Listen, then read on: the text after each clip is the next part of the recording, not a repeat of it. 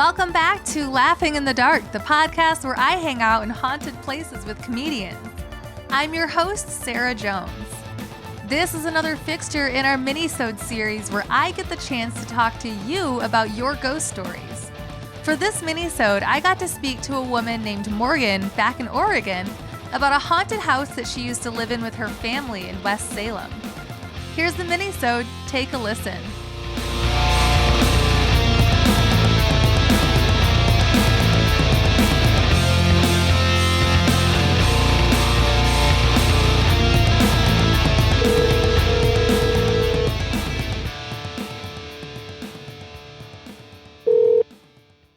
Hello.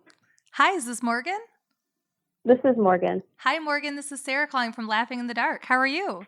Hi, I'm good. How are you? Good, thanks. Oh, are you excited? Yeah, I actually am. I've been anticipating this for so long. Oh, really? As in a couple of hours. Yeah, I'm so excited. It's oh not my even God. funny. Well, I'm excited too. Let's get into it. Set me up with the story. Where do we start? Well, the thing is I don't necessarily have a story. It's just a montage and timeline of some pretty interesting things that I and my family have been through. Oh. Yeah. So, Wait, is it a curse? Unfortunately, Oh, okay. Yeah, we're kind of like the Warren family in a weird way. Awesome. Oh my God. I'm a huge fan of The Conjuring, stuff. So I'm here for it. Oh my God. Okay. So in all honesty, it would probably take a couple hours to talk about the things that we went through and the things that I went through. But basically I live in Kaiser with my family and we are originally from West Salem. And my parents had split when Oregon or Salem, Massachusetts? Yeah, Oregon. Oh, okay, great. Oregon. Okay. No, yeah. Okay. We're originally from West Salem, and my parents had split when I was 9 years old.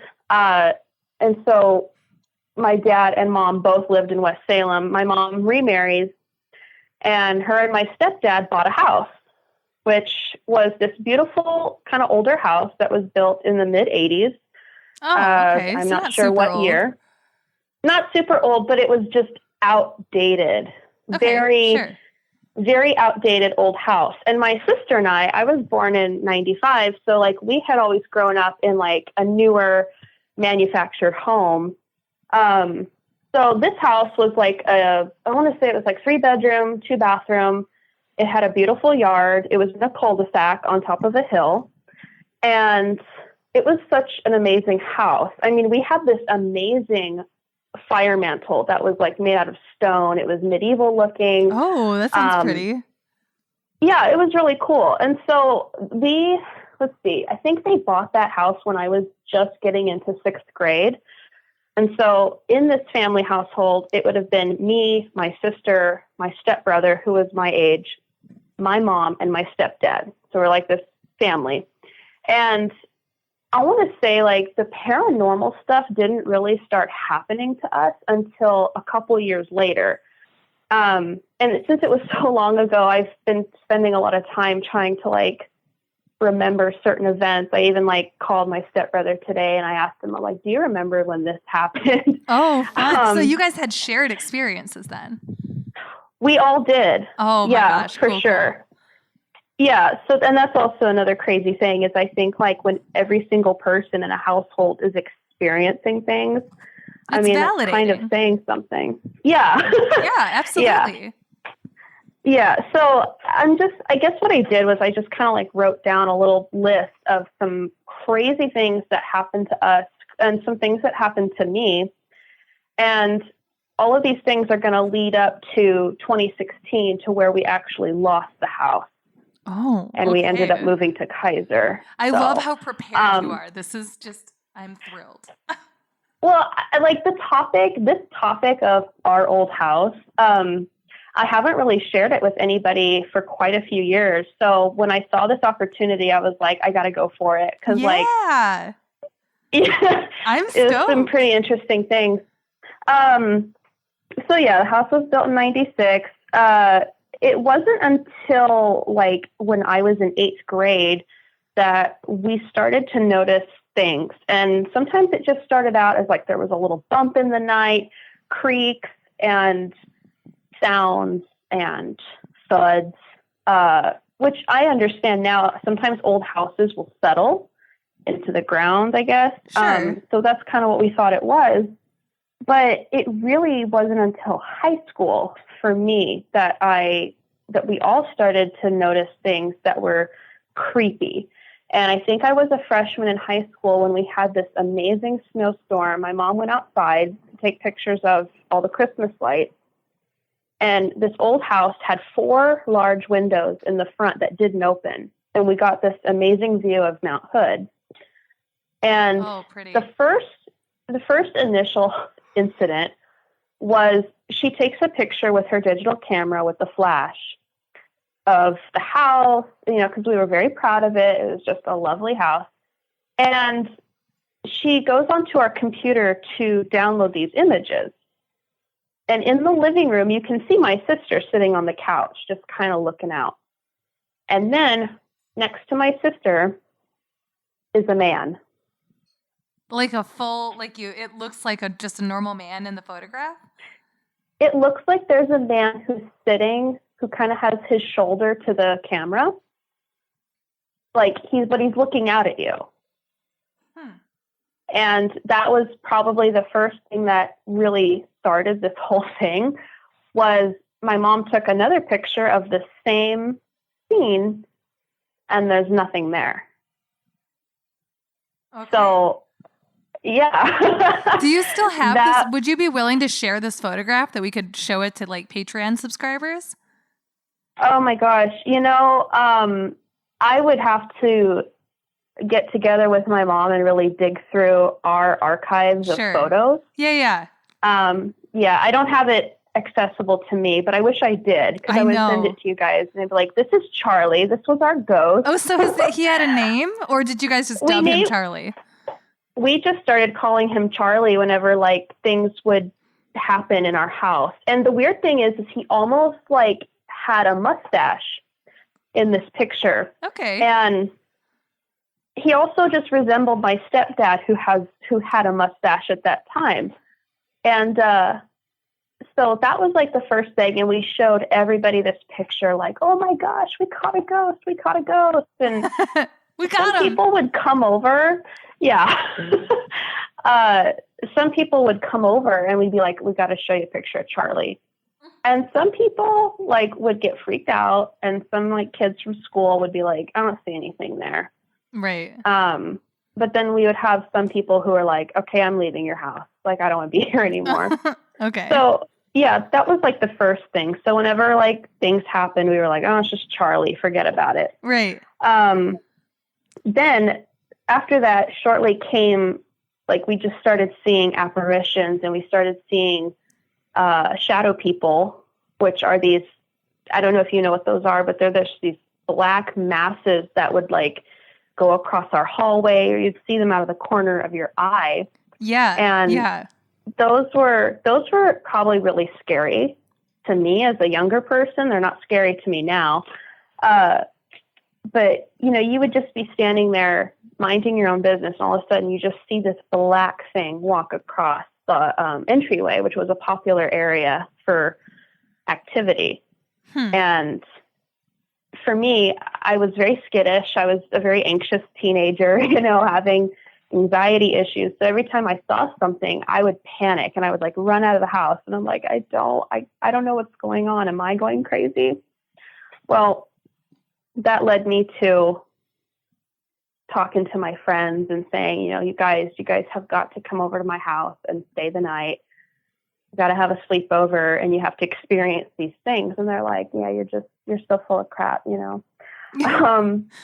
But my stepbrother was doing the same thing. He recalled a 7-foot shadow figure that it didn't really scare him, but that was one of his encounters that he told me about today when I called him. So yeah, we were dealing with shadow people, and it was funny because every time we saw one, all of a sudden, whichever one of us family members it was, we would get this feeling of dread, negativity, unhappiness. So it was a very like negative presence in the house. Yeah. You know, still kind of bothers me to this day, like how scared I would get, like just I not wondered even that wanting when you to be said there. that, when you said that as a kid that you'd get scared, I was like, was it because it was an unknown thing or was it the vibe that you felt? So it sounds like it was the latter. Yeah, I would say it was both because, you know, growing up in my dad's house when my parents were together, we never experienced anything like that. That was a brand new manufactured home. So it's like we're a little older and here's this older house and things are happening that we cannot explain. Like, you know, you hear a creak at night. Oh, it's probably just the wind, you know. So I started having friends who would come over and they would go like, oh, so where's your shadow people? And I'm like, well, they don't just come out of nowhere. It's on command. It's totally random. Yeah.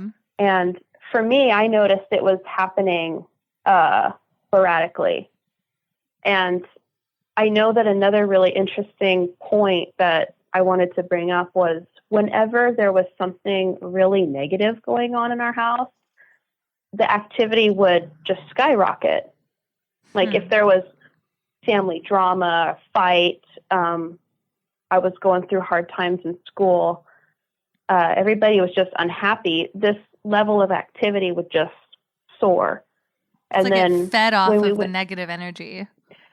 Yeah, and that's what a lot of people warned us about is like, you know, yeah, you should probably work on your problems and your work on your family dynamics and maybe some of this stuff will go away. Great advice. We never thought of it that way. Yeah, no, but it was a really particular hard time period for me because I was going through some changes in myself and I was bullied a lot. So I was a very negative teenager and I also had panic disorder. So I was like a walking ball of toxicity. Oh, I'm sorry to hear that. No, it's all good. It's all good. I mean, it's in the past, but I was starting to experience just more things, like one thing after another. Right. Whenever I was feeling those low points. And so, I remember my senior year of high school, and I'm going to be going back and forth from different years here. But when I was a senior, I was home alone 24/7 because I was doing online high school. And my parents didn't really get home till 4 or 5, and my sister would get home from school later. So I was alone from 7:30 in the morning to like 4:45. So I would hear like the scariest and weirdest sounds that I couldn't explain, sometimes growling. Oh. And did it sound like a human making a growling sound or did it sound like an animal actually growling? It sounded more like an animal, which was weird because we have a dog. And most of the time she would just chill with me as I was on my bed typing away, you know, doing homework. And there were times where she would growl into the hallway because she saw something. And I'm like, what is it? Did you know, we had mice. Yeah. So I was like, oh, is that a mouse? You know, well, she would act really strange. And there were 2 times when I was alone that I was on my bed doing schoolwork and I had a shelf with a little tincture bottle. And I'll never forget this day, but I'm just sitting there minding my own business. And it was as if someone had taken their hand and just knocked that tincture bottle and it went, you know, kerplunk on the carpet. Yeah. And it wasn't like, oh, the tincture bottle was just on the edge, you know, ready to fall off. No, it was as if someone took their hand and just swatted it. Yeah. And I remember I just stopped typing. I looked down and I go, okay, I'm going to pee myself. And I remember just uncovering the blankets. I got up and I just slowly made my way to the bathroom, locked the door, and I called my mom and I'm like, you're not going to believe what just happened. I am so scared. And, I would tell that to people and they're like, yeah, right. Cause not everybody believes in this stuff. Right. So, you almost sometimes feel like, am I like going crazy here? Because this stuff is not normal. It's very terrifying. And then I remember I was alone one day and I could have sworn that my stepdad had come home from work early. I could have sworn that he had walked through the back door from the garage into the house and was walking up and down the hall. Yeah. And I thought, oh, that's weird. Well, maybe he just got off work early. So when I went to open the door, I said, Dan, is that you? And there's just nobody there at all. And, you try so hard to explain things to yourself, like, well, maybe it was this, maybe it was this. And it was also just way too early for my sister to come home from school. So I remember I packed up a little bag and I just bolted out of the house. I messaged a friend and I'm like, I'm coming over. Mm-hmm. I don't want to be in my house. And I started becoming a little bit popular in a sense that, I was telling people about these things happening in our house, slamming doors, voices. Some of us did hear voices. Wow. Okay. I can't recall what was said. It was just such a long time ago. We had rosary beads that went missing because my stepdad's Catholic, and they would hang somewhere on a wall, and then one day they're gone. Huh. Okay. And then you might find them like in a drawer or on the floor in a corner, or outside, and you're like, okay, how did this get here? Right. Yeah. So I started having more sleepovers. And my girlfriends would want to come over because they're like, oh, Morgan's got the haunted house. They thought it was a joke. Right. And I remember one night back when I was a sophomore that I started playing with my friends in like their heads. And I'm like, okay, you guys, if anybody like hears anything, let me know in the morning. Or if anybody experiences anything, well, then, the next morning would come and my friends were like, nothing happened. So we were all just trying to prepare for it. We would stay up late and like we would make Ouija boards with printer paper and have little seances, which I regret doing because I feel like that might have made things worse. I was going to say, yeah. So it did make it worse? Kinda, because... Excuse the excitement in my tone when I ask that. Like, I don't want it to be bad, but it's exciting anyway. It is exciting. I laugh about it now, but back then it was just scary. Yeah, of course. Yeah. Yeah. But we were fascinated at the same time. And this one time I had a girlfriend over. She stayed the night. We slept in the living room. And it was funny because I never had told her about any of the activity. I was kind of going to test her a little bit. And by next morning, I was going to see, okay, I wonder if she'll say anything. And the next morning, she had a weird look on her face. And she goes, it kind of felt like somebody was playing with my feet. Ooh, Yeah. Hate and, it.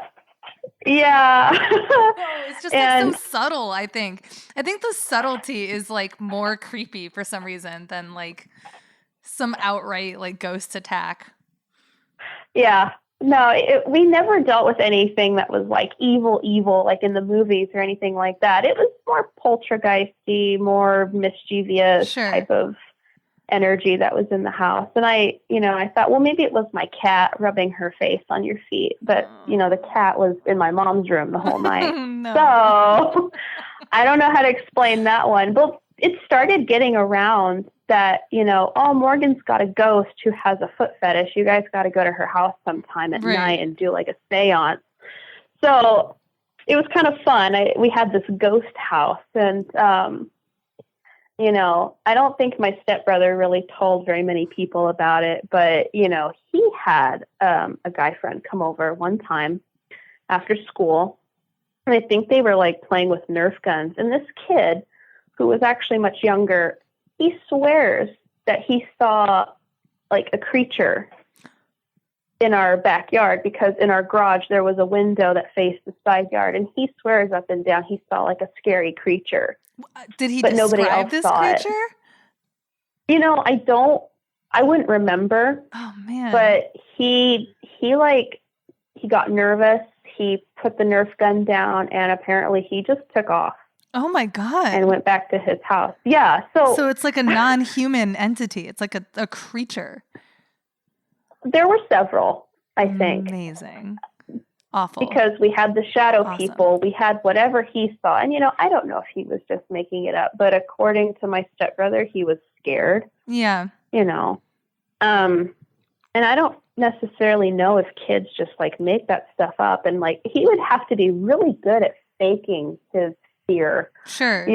Like if he was just making up a story. But there were several entities in that house.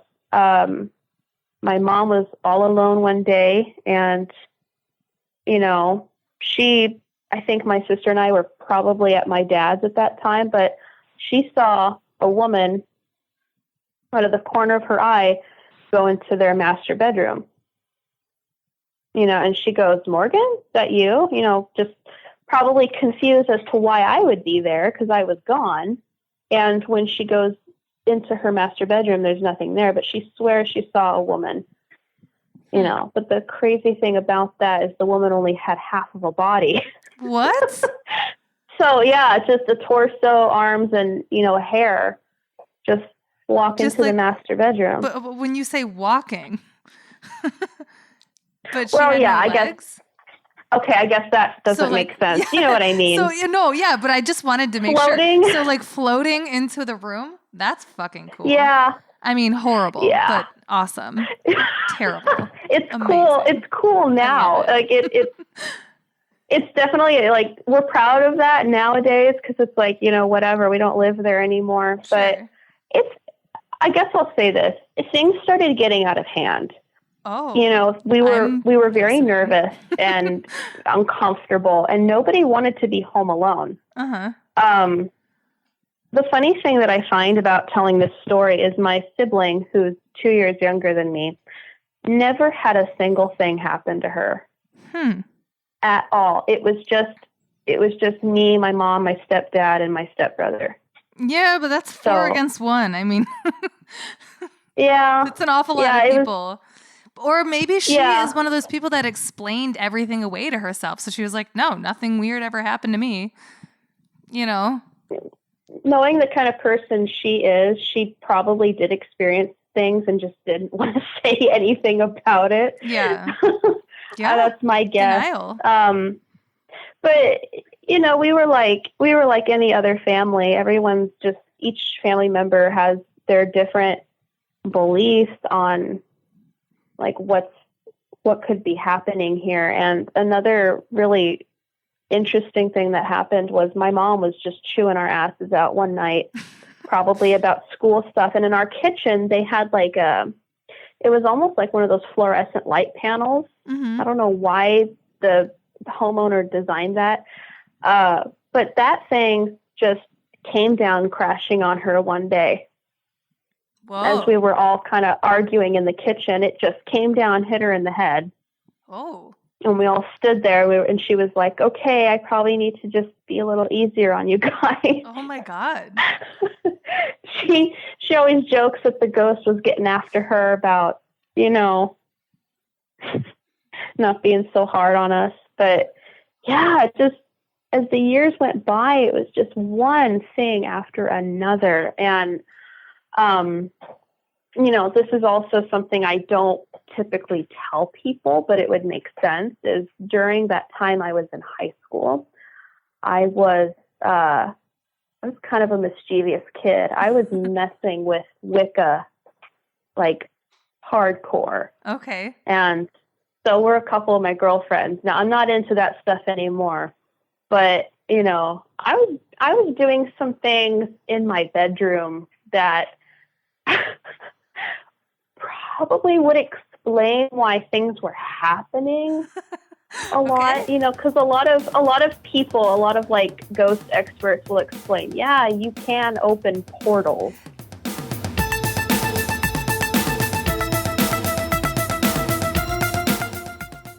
for your call, Morgan. What a unique experience. Thank you so much for participating in the show. If you have a ghost story, we want to hear from you. Email us at litdarkpodcast@gmail.com. Tell us all about your ghost story, and we may choose you to feature you on the show. As always, thanks so much for listening. I'll see you next time right here on Laughing in the Dark.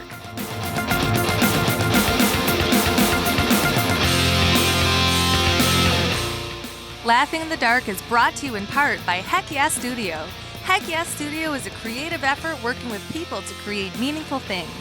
At Heck Yeah Studio, they work with clients to turn their ideas or existing brands into real or better versions. Heck Yeah Studio is the place to go for custom illustration for a full range of branding services, like killer logos, great colors and typography, and fun illustrations for pins, signs, prints, shirts, vehicles, posters, or anything you can imagine. At Heck Yeah Studio, they work with love. Their dream client is someone who is passionate about what they do. At Laughing in the Dark, Heck Yeah Studio has designed our logo, all of our merch, and any posters or stickers that we have. I am so proud and lucky to work with such an awesome company, and I could not recommend them higher.